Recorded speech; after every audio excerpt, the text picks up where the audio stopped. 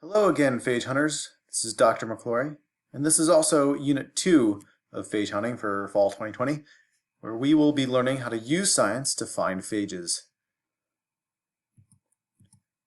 So some of the learning objectives for this lecture are that you should be able to explain how the scientific method is used to understand biology to a peer audience. You should be able to diagram the components of a simple experiment, including independent and dependent variables and experimental controls. We're going to talk about some of the scientific experiments that were used to discover bacteriophages, including the work of Felix de Herelle, and you should be able to explain how he provided experimental evidence of bacteriophages' existence. You should be able to devise a simple experiment to determine if a spot of clearing on a plaque assay plate is indeed the result of bacteriophage activity. We're going to do a little bit of math. You should be able to convert between centi, milli, micro, and nanometric units. You should be able to calculate changes in concentration over a 10-fold serial dilution series. Calculate the concentration of phages in a liquid sample from the results of a plaque titer assay. Describe different ways science is communicated. Describe the process of peer review and how it provides rigor to scientific research. So let's get to it. This is part one of a 4-part lecture. So we'll talk first about the scientific method. So one of the most important things you can learn in your biology degree at LaSalle is that we don't know everything about science. Science here is not a class where you learn a set of facts. Science is a process, and you as scientists are going to be taking part in that process to help build our understanding of how the world around us works. So science is a way of thinking critically about questions, testing predictions, and explaining the natural world using evidence. And most importantly, improving, constantly challenging, and updating our understanding of how our natural world actually works. The diagram on the right shows the scientific method as an ongoing process. So we typically start by making observations, things that interest us around us, and then thinking of interesting questions that are inspired by those observations. An important part of science is formulating hypotheses. Right? So not just asking questions, but making predictions based on those questions about how things work, and making those predictions in a way that they can be tested. So an important part of science is this process of testing and experimentation, where we develop testable predictions, gather data to test those predictions, and then based on the results of experiments and observations, refine, alter, or reject our hypotheses. We can use these experiments to build evidence for how the world works and develop general theories. But often in science, we'll make future observations that might conflict with theories, even those theories that were supported by experimental evidence. And then we'll have to go back to the drawing board, ask new interesting questions, refine our understanding of how the world works.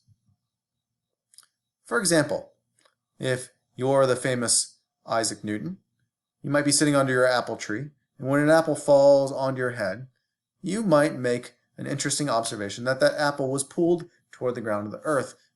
You might think, are those celestial bodies like the moon also affected by the same force of gravity that seems to stick things to the ground?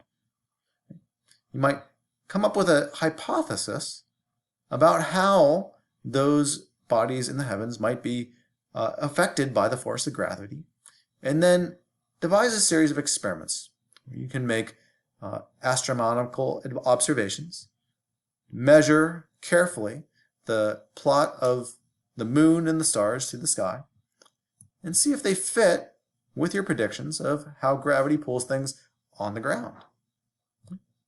Now, importantly, you might develop a general theory of gravity, but then someone in the future, like Albert Einstein, might come along and say this theory of gravity that Newton developed doesn't actually fit with some of the modern observations that we're making about how light works, how fast the speed of light is, and how energy interacts in our natural world. These things must affect gravity, and I'm going to reformulate this process and incorporate gravity into my theory of general relativity. So we've come a long way by constantly asking interesting questions and developing interesting hypotheses, testing them, and refining our understanding of the world through the scientific method.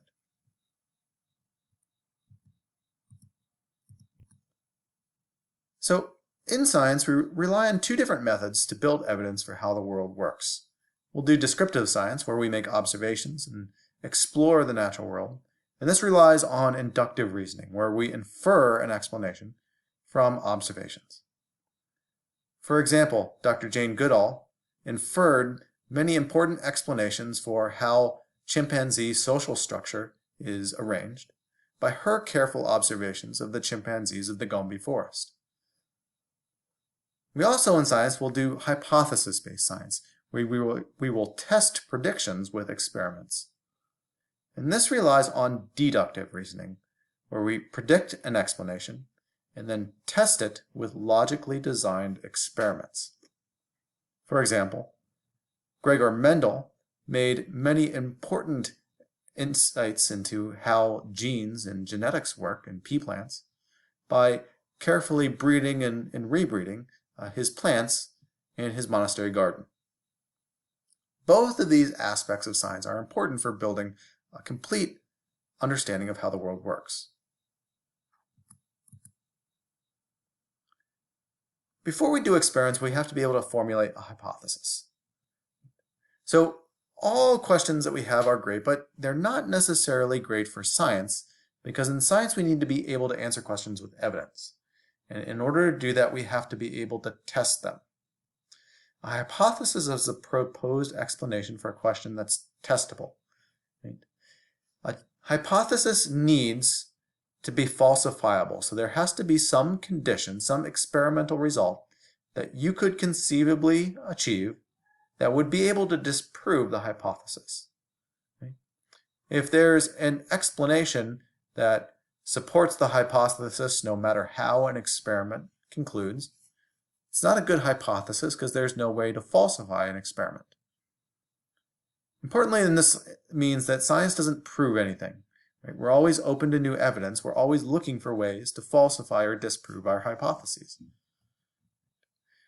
As we go along, think about questions you have about science, but practice making hypotheses, turning those questions into things that can be testable, and then working on designing experiments that will test those hypotheses.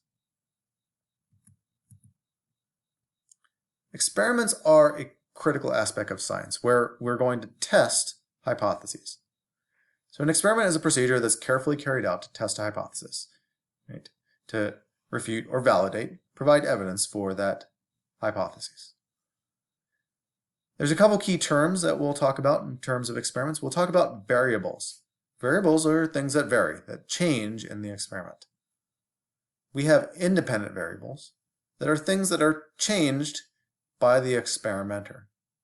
And we'll talk about dependent variables, which are things in an experiment that are measured and vary between different experimental groups or conditions. We'll also talk a lot in this class and beyond about controls. When we set up experiments, as we'll discuss, we're going to make a number of assumptions about how processes in the experiment work. Controls are procedures that we do in the experiment that are designed to determine if the assumptions we made are true, and they help establish cause and effect in the experiment.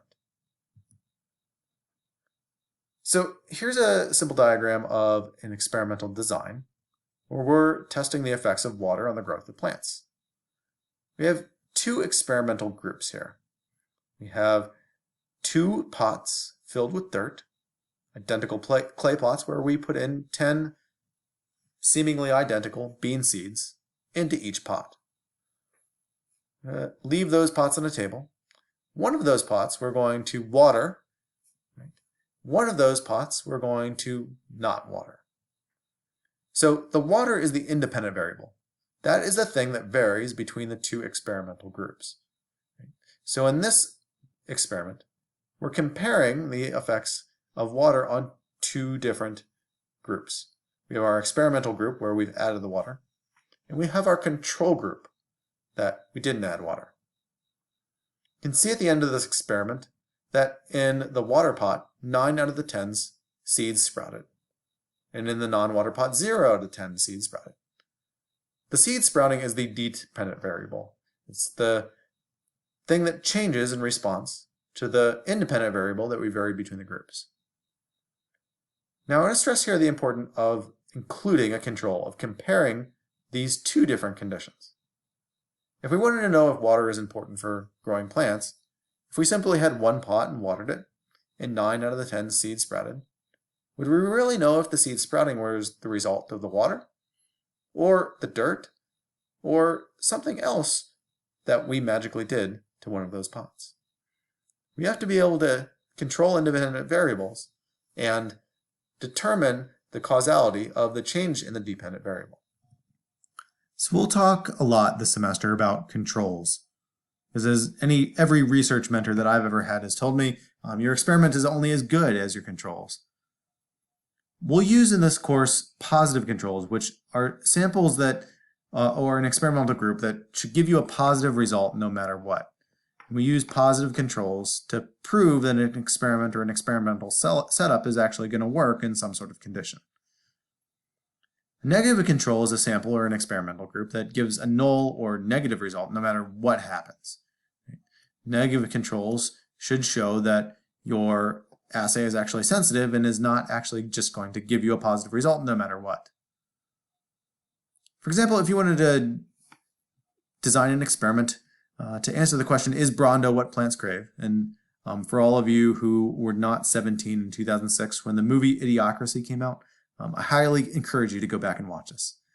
But in case you don't understand cultural references that possibly only I or maybe Dr. Diaz have ever seen before, Brondo is essentially Gatorade, and this question is, can you water plants with Gatorade?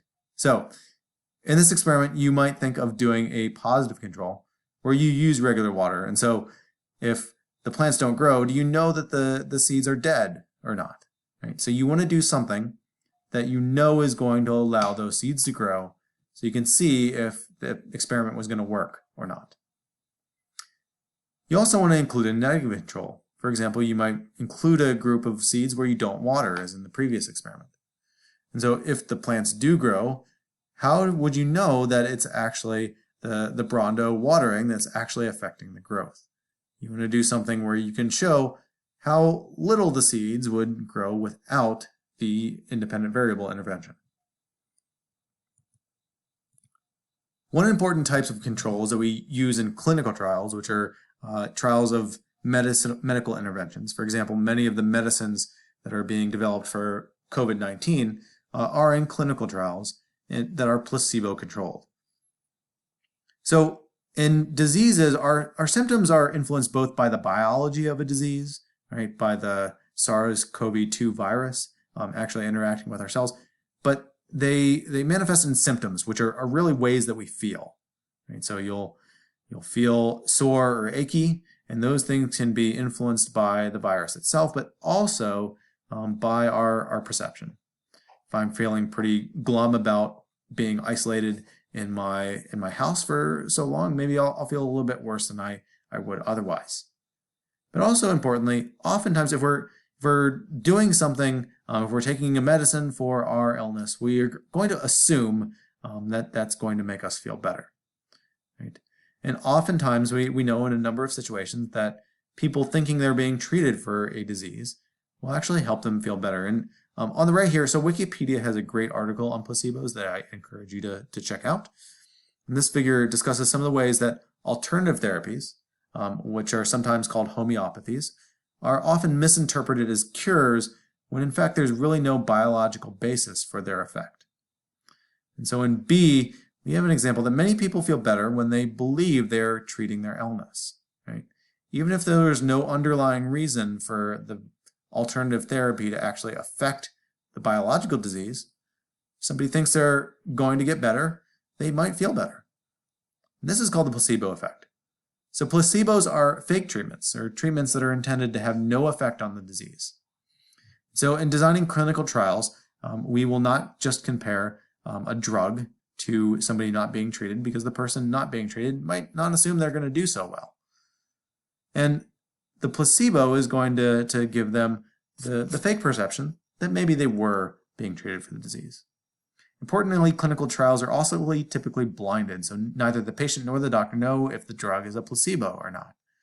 Right? And this is going to control for, if the doctor believes that the patient is getting a real working medicine, they might treat that person different than if they thought they were just getting a sugar pill.